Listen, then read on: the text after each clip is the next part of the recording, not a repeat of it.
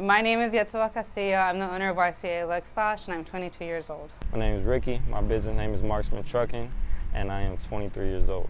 My business, so we specialize in eyelash extensions. We do offer like a couple other things like lash lifts, eyebrow laminations, but we specifically specialize in eyelash extensions. So it's a one-on-one application of lashes. Yeah, we're a trucking business. We work primarily here in San Antonio, local. We work with different companies, Southern Warehouse and a glass-making company here in central San Antonio, primarily San Antonio to Houston, and some dry van work here and there. Well, I always wanted to be a business owner for like as long as I can remember. I grew up with my family owning a business. We do roofing and like restoration, remodeling, and I always helped my parents like with the business growing up. I wasn't sure if I was going to take on the family business. I mean, I definitely still do help out, but I knew like I wanted to have my own thing. And yeah, I think I would say I've always thought that I would have something of my own, not necessarily a business. I don't know if I would be a business owner per se, but I always knew I would never really work like a per se 9 to 5. That was just never my kind of thing.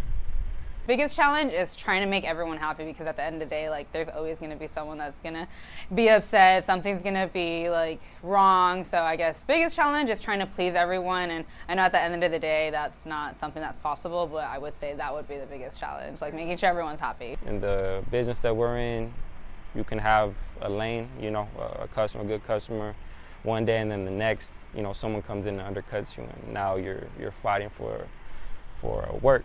One of the things I enjoy best would basically like being able to manage my own schedule. I feel like that's what everyone like dreams about, is like, well, I don't want to come in today like, oh, like who am I going to get in trouble with? Like, oh, myself, like who's your boss type of thing. Like I can't really get in trouble, but at the end of the day also like it's one of the best things, but it can also be like one of the worst things, because like at the end of the day, like you can have like friends and family that like motivate you and push you, but like if you're not putting the work in yourself, like yeah, like I don't technically have to go in, but if I stay in, don't be doing anything and just slacking off, like it's definitely going to show, like it's going to reflect on the business and like how my clientele is coming in. So like it's good and bad. I can create my own schedule, but it definitely shows like you have to like push yourself and like motivate yourself, because if you're not, then no one else is going to do it for you. So the best, I think it's kind of a bittersweet thing, is also, it's kind of being able to do what you want and not necessarily having to report to anybody, but at the same time,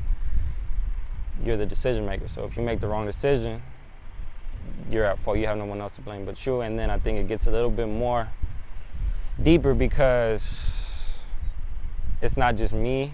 If I make the wrong decision, it's my 2 other guys. So if I choose, to go with this company or, work with a company directly, and they don't end up having any work for us, that not only affects my pocket, but my driver's pockets too, and they have families to feed. So I encourage everyone, I mean, if you have a passion, I would say like whatever you do a business out of, I would encourage like make sure you have a passion for it. I mean, money at the end of the day is great. Everyone needs money, especially in today's economy, but like if you're gonna open a business, like make sure it's something like you have a passion for it, because if like what they say, like, I mean, if you're doing something that you love, you technically don't work a day in your life. Like, sometimes I'll be lashing from, like, 9 a.m. to 8 p.m., and people are like, oh, my God, like, how do you do it? On top of other things, but it's, like, at the end of the day, I don't see it as, like, work. It's, like, something I enjoy doing. It's not for everyone. It is a scary thing, and that's why everyone doesn't do it. But, like, instead of what if, like, okay, what if I did do it? Instead of, like, okay, like, it didn't work out. It's like, hey, I tried it, and it didn't work out,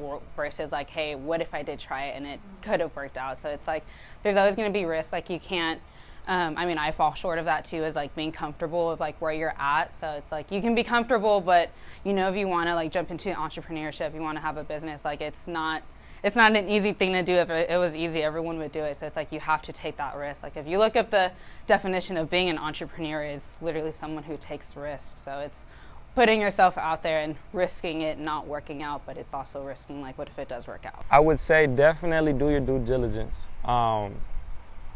A lot of people, and I think kind of what I was thinking when I first started this was best case scenario.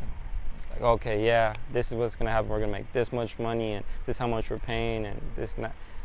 No, go out and do your homework. Okay, but let's say if we don't get this weekly, what happens then? What is our overhead, regardless of what happens? What do we have to make to just stay afloat, not even make profit, And I thought I had it laid out how, how everything was supposed to go. But, you know, things change drastically from, like I said, one week to the next. You have to be able to push through, kind of be very persistent in what you had in mind. So with something like this, not every week is a good week. Not every month is a good month. But, you know, good days add to good weeks, and good weeks add to good months. A couple good months, you know. You definitely have to have a good mindset, you know, belief in what you're doing, and find something that's profitable at the end of the day, you know. Not everything's profitable, but, you know, you just got to figure out what works and what doesn't and stick with what works.